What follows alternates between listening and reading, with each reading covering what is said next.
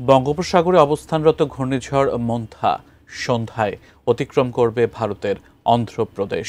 ঘূর্ণিঝড়ের প্রভাবে পর্যটন নগরী কক্সবাজারে ভ্যাপসা গরম অনুভূত হচ্ছে। জেলার বিভিন্ন স্থানে বৃষ্টিপাত হয়েছে আজ।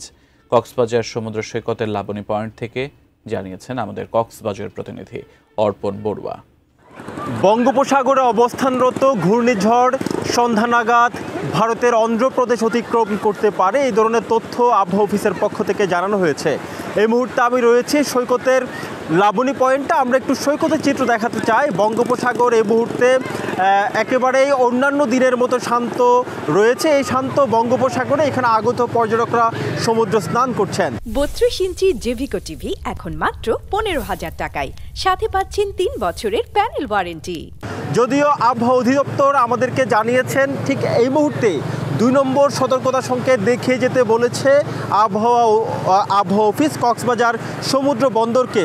পাশাপাশি এও জানানো হয়েছে যে কক্সবাজার সমুদ্র বন্দর থেকে ঘূর্ণিঝড়টি এই মুহূর্তে বঙ্গোপসাগরে কক্সবাজার সমুদ্র বন্দর থেকে 1250 কিলোমিটার দক্ষিণ পশ্চিমে অবস্থান করছে বলে আমরা জানতে পেরেছি। একটু লাইফগার্ড সদস্যের সাথে কথা বলতে চাই। পরিস্থিতি খুবই ভালো, এখন হচ্ছে উত্তাল নেই, একদম নীরব বলে চলে।